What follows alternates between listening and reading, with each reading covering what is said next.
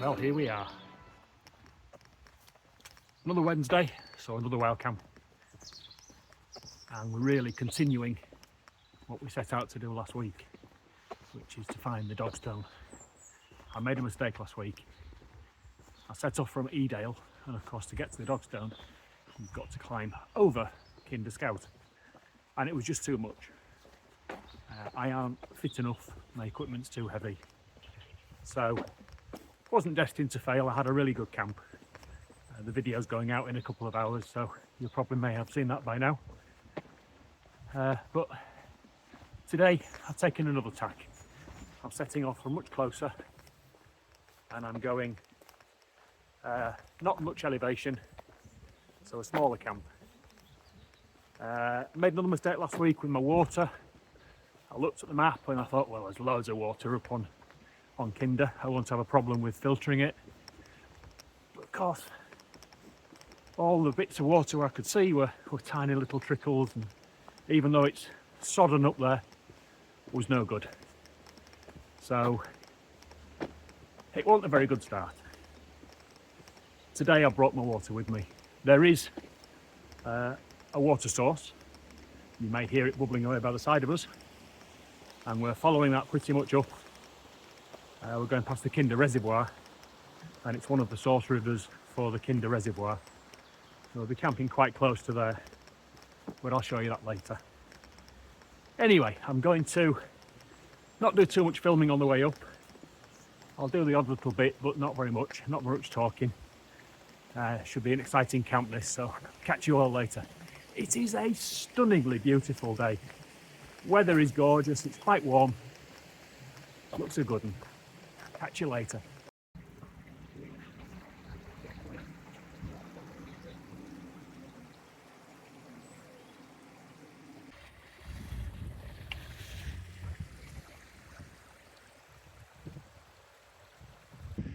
This is my first view of Cluther Rocks. I'm guessing that lot up there is where the quarry is. And I'm just about to see for the first time the two walls which I've been looking at on maps and aerial views and fascinated by, because they're my sort of signpost to where I'm going. Well, there's the two parallel walls. So, according to the map, the Dogstone's here somewhere, but she's not popped up yet. Keeping looking. Well, Kinder, respect. That was a really enjoyable climb. Wasn't too bad. You've got to watch yourself, because if you don't, she will kick your bum. Definitely. So I'm at the quarry now. I mean, look at that. Just amazing. The whole of this site. Fantastic. But I've got to find what I came to look for. So I'll get back to you when she peeks her head around the corner. But I'll take my first millstone.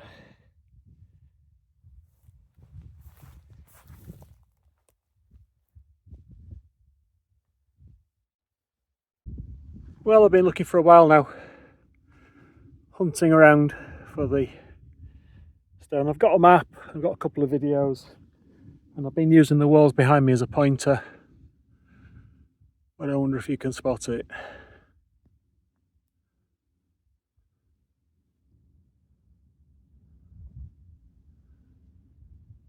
Can you see it? Let's go a bit closer. And she's there. The Dogstone. Wow, I am so chuffed. So, the dog isn't as clear as I've seen some pictures, but the dog's there. The symbol is there.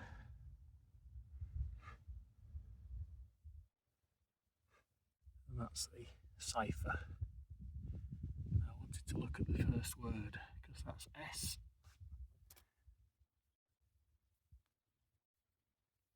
that a chip?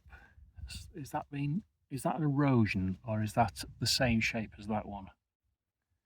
Because that should be a H.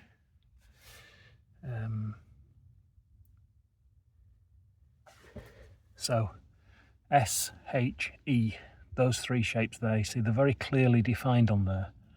And it's the same word here, S with a dot. Now that should be just an N shape. And that's the E. Has that broken? I don't know. But Dogstone done. Success. So the Pig Pen Cypher is made up of 4 lines, making up a pig pen, with 9 letters in them. And what we can do is use the outline around each letter as a symbol for that letter. So these 3 symbols, if you look at the grid, would give the letters B, A, D. It's quite simple. That's the first 9 letters. Now, if we then add a dot to each cell of the pig pen, we can add 9 more.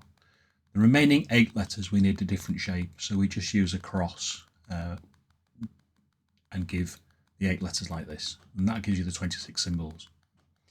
Looking at the code that we've got on the Dogstone, we can translate that using these symbols, and it would give you a message that doesn't make any sense. This puzzled people for a while. It's not too hard to break it down. Instead of using that pattern of letters, we can just put the letters in a different order. You see they go up and down instead of across. And if we then translate it, we get a different message. Now I've put the red letters meaning the ones that have changed. So this makes sense this time. And this is a message that you can see a mason might have left to a beloved animal. There is an anomaly though, which I was looking at when I found the Dogstone in the first word. And you can see on here how the letter E and the letter H are very similar, just 1 line difference. And that's what I was looking at, whether this was a chip in the stone or not. And then this leaves the symbol that's underneath the cryptid message, the triangle, square and circle. So interpretations of this, well, those 3 shapes are often used as Masonic symbols. So it could be a masonry symbol, which would make sense. The survey says that it could be a direction pointer pointing east, which again makes sense. It's also a Shinto Sanjin symbol. Those 3 shapes are used in Shinto. And then there's been some silly suggestions. Is it PlayStation symbols, or is it Android phone symbols? Now clearly it was carved long before they existed. So thinking about the Shinto interpretations, one thing you could say that they mean is the triangle is past, present and future. The square is heaven and earth, and the circle is your own spirituality. This is just 3 concepts which can be represented by those shapes, and there are many others. It's easy to think of something that's got 3, 4 and a whole idea. Sometimes teachers use this in classrooms.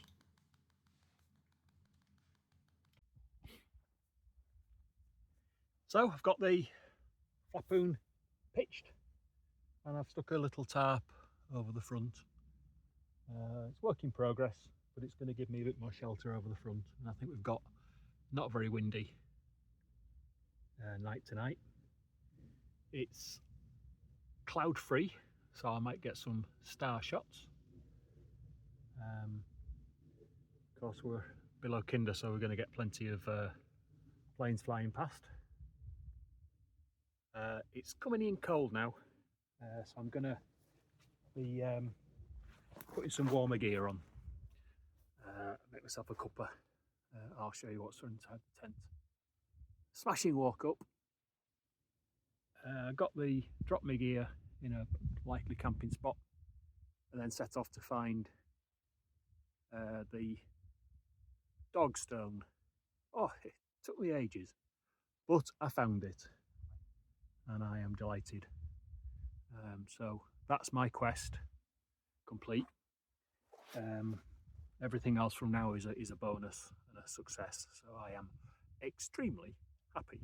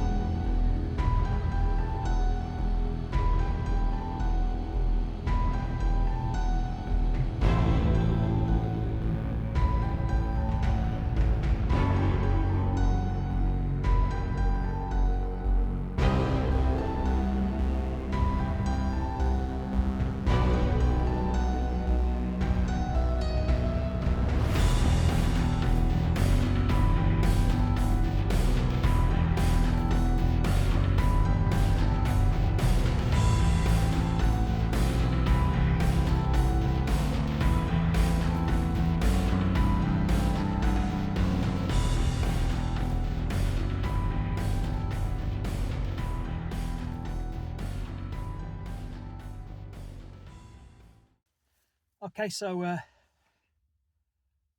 everything's in. Going for the silver foil mat, Z-Light, no air mat. See how it goes. I've got my cook set, which I'm about to use. Table set up. Frying pan plate and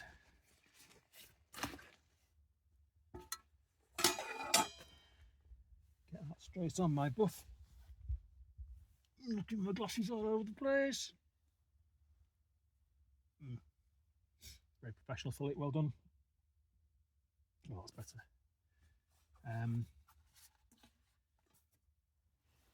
Sleeping bag and trousers and coat, everything down the bottom. The compression bags I've been using, I managed to bust one of them when I was filling it. So what I've done, I put the whole lot inside another one. I'm going to use that as my rubbish sack. So I've got one of them's got a hole in it, and I'll just be putting my rubbish in there and taking that back down. Walking up, I didn't see very much rubbish at all. It was remarkably clear, so I'm pleased with that. Got my food, which will be sorting shortly. It's no hurry, I'm not particularly hungry. Power bank, stove fuel, essential beers, electronic kit. I've got a few bits of paperwork which I wanted for the quarry, which have been sort of semi-useful. They helped me find the Dogstone okay. Found one millstone for so far. Now I don't know whether I'm going to have time in the morning to find more. Time will tell, we shall see. Yeah, these little square Bluetooth thermometers, I've not been very impressed with them, so I have replaced them with good old school mechanical thermometers. It's reading 7 degrees at the moment. That's the outside one, and I've got one for inside as well. Temperature wise, I'm expecting it to get pretty chilly tonight. I don't think it's going to go below freezing, but it might do. It's going to be close. It's going to feel like below freezing. So I've put my thermals on already. I've got my thicker trousers underneath here. I've got on top of that, I could put my puffer jacket on and my booties. So I've got quite a few things I could sort of resort to. But I'm going to make a quick cup of tea. And I might just chill inside the bag for a bit before I do some food. See you later.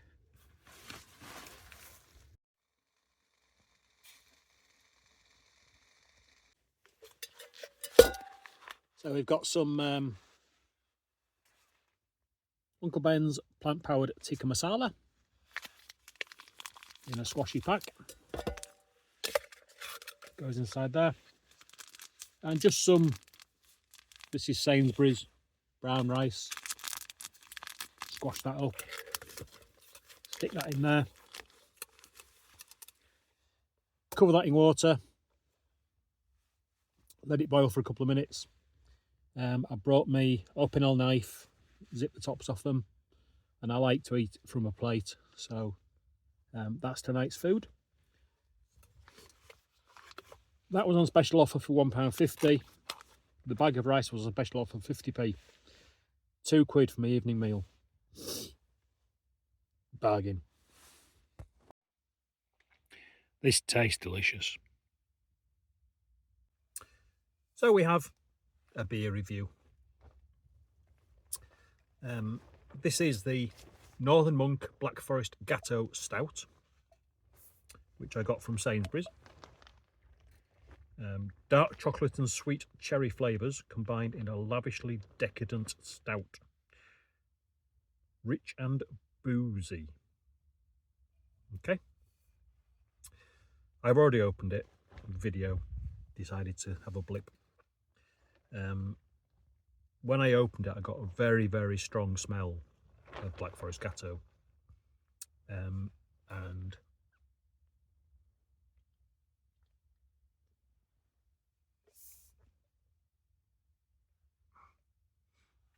that's followed through in the flavour.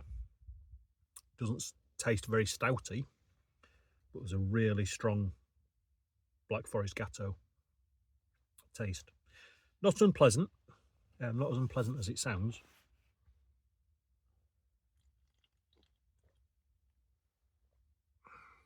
Yes, I like that. Cheers. Quick equipment update. It's about 7 o'clock. Temperature's dropped a bit more. I think we're down 5-6 degrees now. Well, I know we are. I've just closed the flaps of the Rakoon. Got the inner still open though. Still got some cooking to do. I need to tweak the tarp kind of thing, but it's got legs. I think it's going to be okay, is that. Just put my puffer jacket on.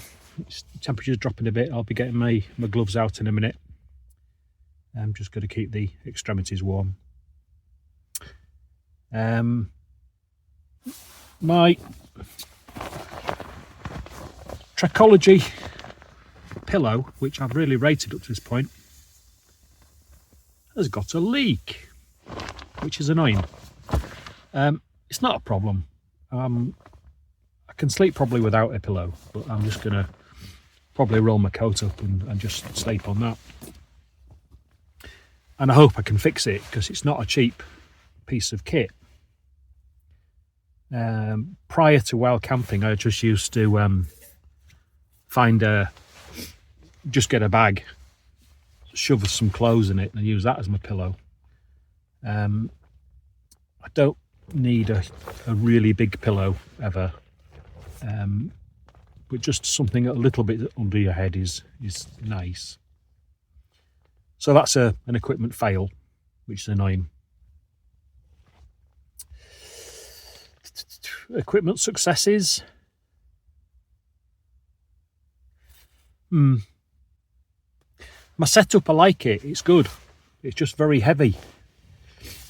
I do like this seat, which I can't really show you very much now. I'll put some pictures and I'll take some pictures with it later and splice them into the video. It's quite nice being able to just have a sit up. It doesn't give me a lot of support, but I can sit here quite comfortably rather than just laying on your side, and that's quite nice. Like that. Like my stove setup. However, I think I'm going to go ultralight on my next camp for me, and I'm going to kick out a load of that stuff because I'm sure I can reduce the weight quite dramatically on that. So we'll watch this space on that one. My table.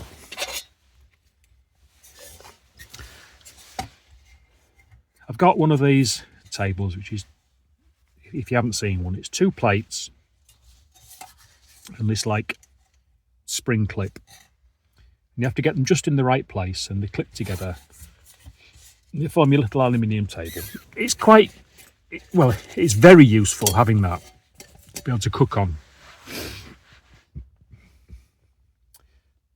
But I know that there's something better out there. I've seen the Soto table. And it just, it's the same idea, 2 pieces of exactly the same size, about A4. You open up and all the legs automatically open up. That has 2 issues. It's a faff and it's difficult to pack up, or when you pack it up, there's bits sticking out of it. Actually, the legs bits of it, when I was pushing it into my bag, that's what tore my compression sack. So that's okay, but I think I can improve it. Now I have bought a fiberglass sheet it's not quite A4 size, but it's a big rectangular sheet.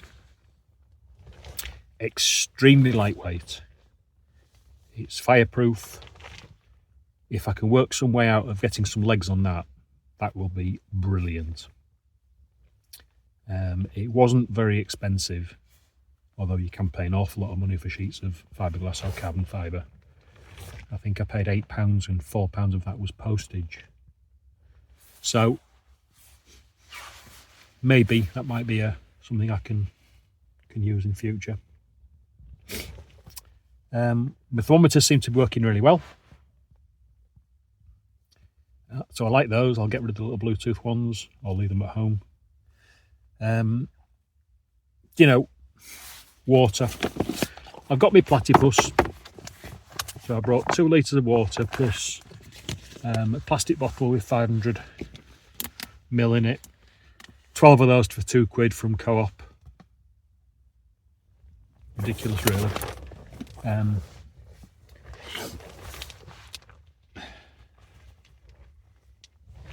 I think Kinder were laughing at me all the way up. Every 100 yards or so there was a gushing water source, not just a little trickle, you know, massive water source. It's down to your knowledge of the area. I know if I ever come up to Cluther Rocks again, there are plenty of water sources here. I will not need to carry 2.5 kilograms of water on the way up. And also, my water filter, I have a Sawyer Mini, which is great. It's very slow. But I bought 200 water purification tablets for, I think they were £5. You put 2 in a 2 litre. So I'd fill that with water, put 2 in there, and it purifies the water. The research I've done, the websites I've looked at, it would seem it purifies it quite all right. So that's a definite thing I'll be doing in future. I brought 10 up with me today, but I'm not going to need them.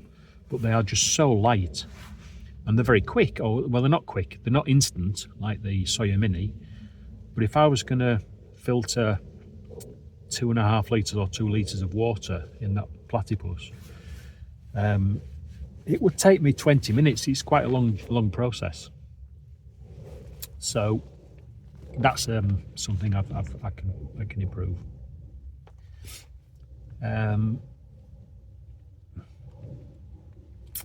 Anything else? I managed to get the drone up. I wasn't going to bring it, but when I saw the weather forecast and I knew that there was a chance of the weather being quite good, and knowing that this site would look quite good on some aerial footage, I did bring it. It's a luxury.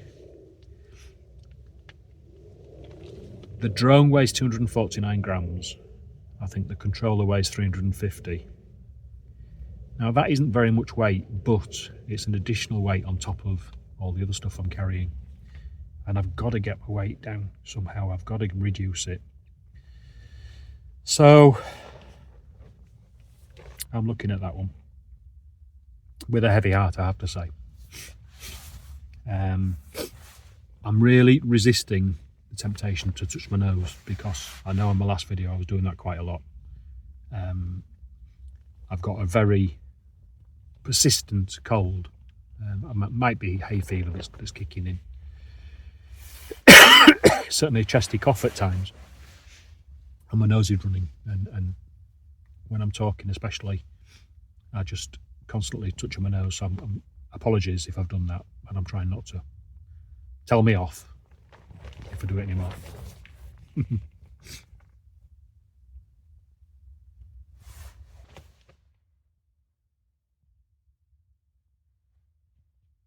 Oh, I thought you might arrive. No transmission telling me off.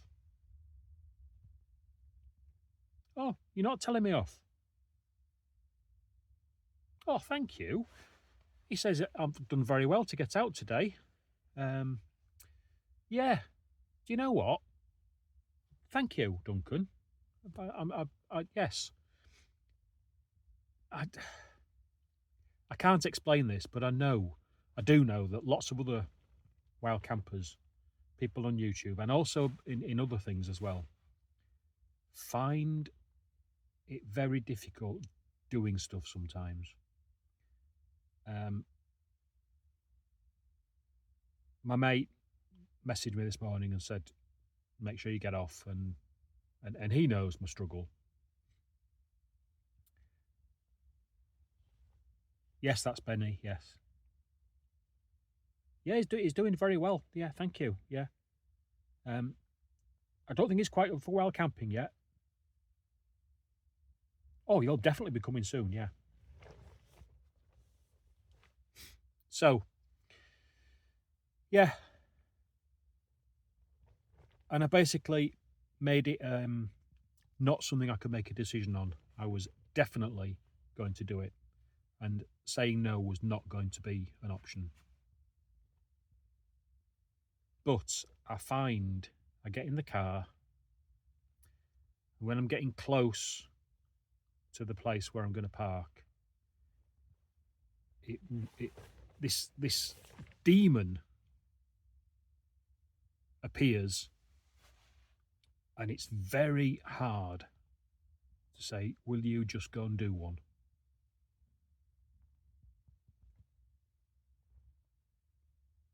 But I did it.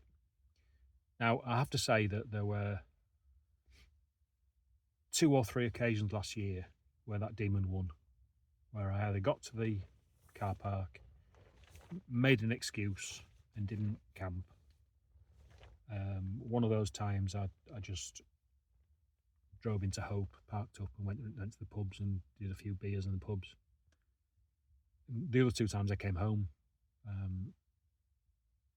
And you feel awful afterwards. You feel properly like a piece of nasty stuff on your shoe.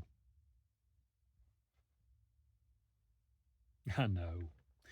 He says I'm not. He is lovely, isn't he? Bless him. Yeah, so, I've fought the demon today, and I've won. I am chuffed to bits that my last video did really well. Thank you ever so much for those people who took the time to watch it.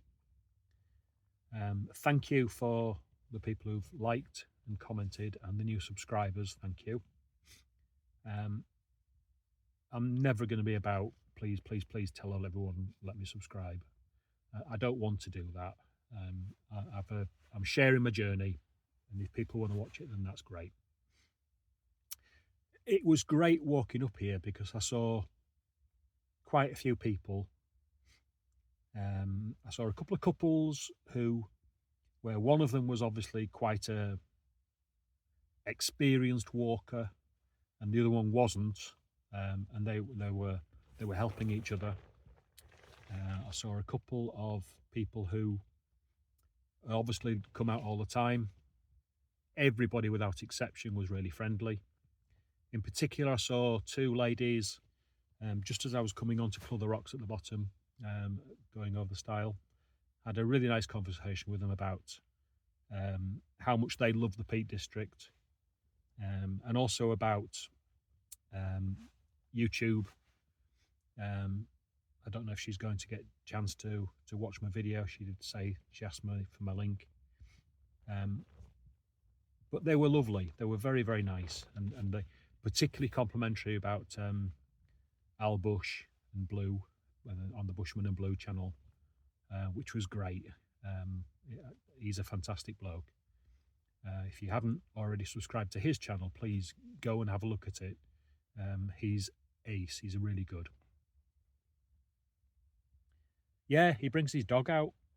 Well, we went up to Helvellyn last week.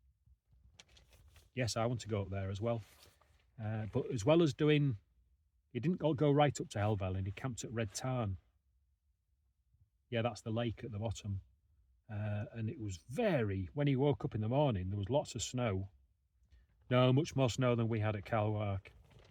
It was really, really thick was the snow. But he just laughs it off and he just carries on because he's got really good kit. Yeah, very expensive. But yeah. So they really liked Bushman and Blue. So I don't know if they're going to get a chance to watch this. The lady said that I didn't get a name. I know that her sister's called Chris, I think. I should have asked her name. Sorry, Ed, if I didn't. But she doesn't comment normally on videos. So if she has done, then I really do appreciate that. Thank you ever so much. I did explain that, it's good for the algorithm. Not bothered about getting lots of views, but it's nice if people interact by using the algorithm. Do you know, I think, you might have your own channel at one point. Because lots of people like you, they all comment.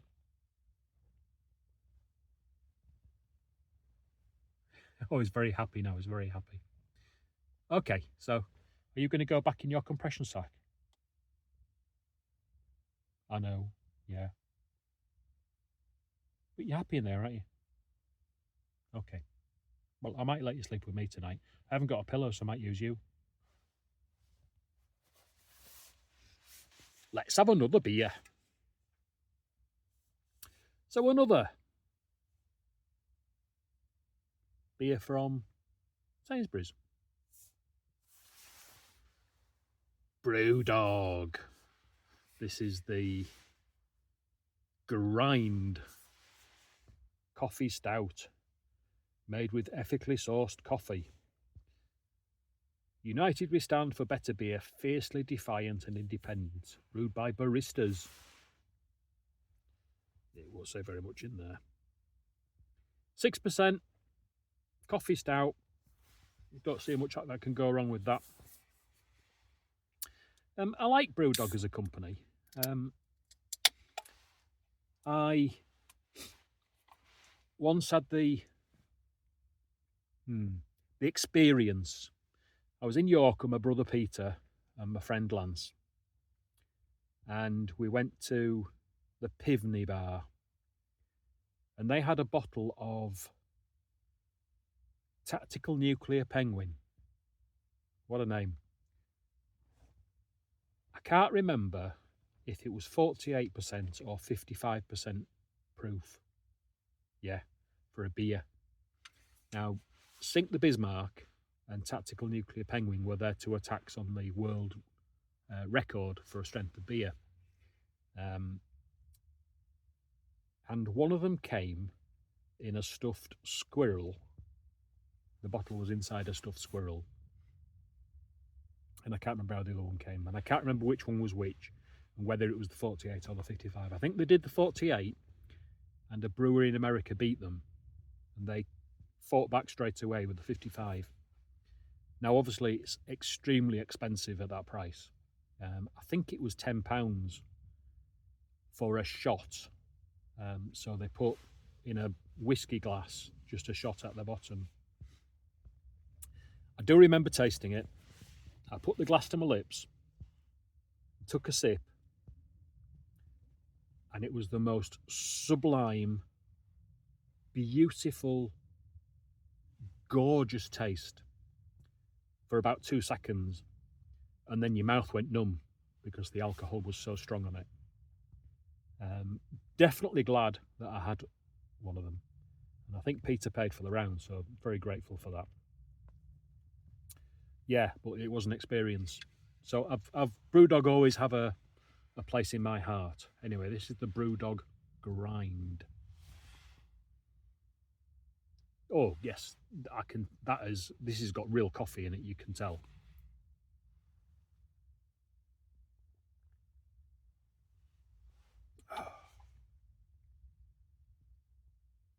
And it's a nice coffee.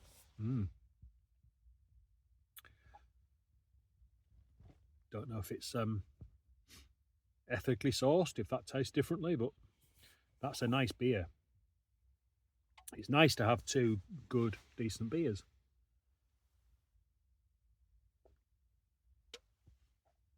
Oh yeah, that's gorgeous. Cheers. And Pete and Lance both have left me.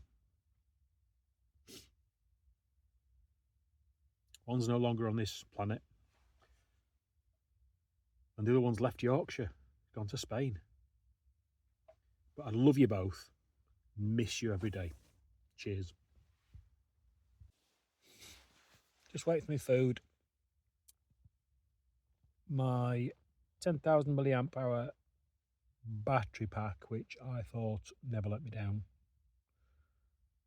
Don't think I've charged it properly, so doesn't seem to be much power left in it. So I'm going to shut my phone down completely because I'm on 25%. I've got the Flextail 2, which is a power bank as well. Oh, great, I can use that.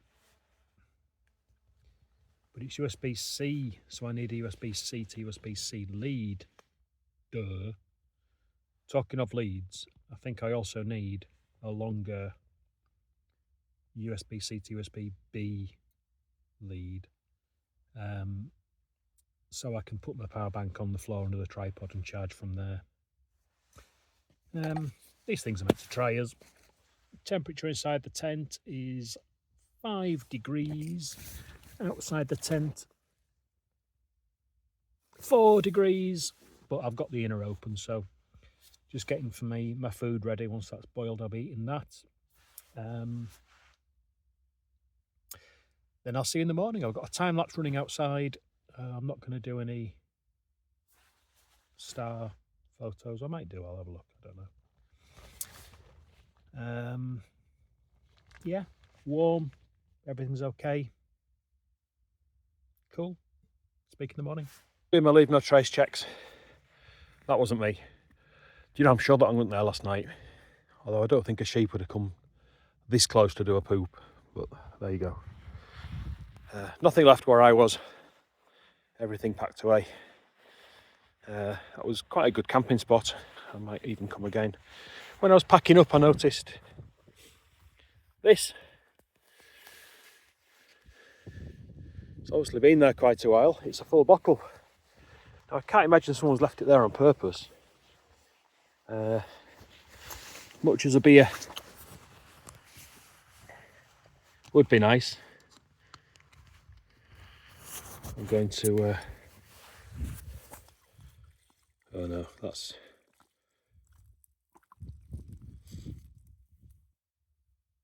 It might be beer, I don't know. Cider maybe? Yes, it's cider, I can smell it. So I'll take the bottle down. Leave no trace, leave it better. Catch you back down at the car. And back at the car. All safe. Fantastic camp, really enjoyed that. Thank you so much, Peak District, you've done me proud. See you next week.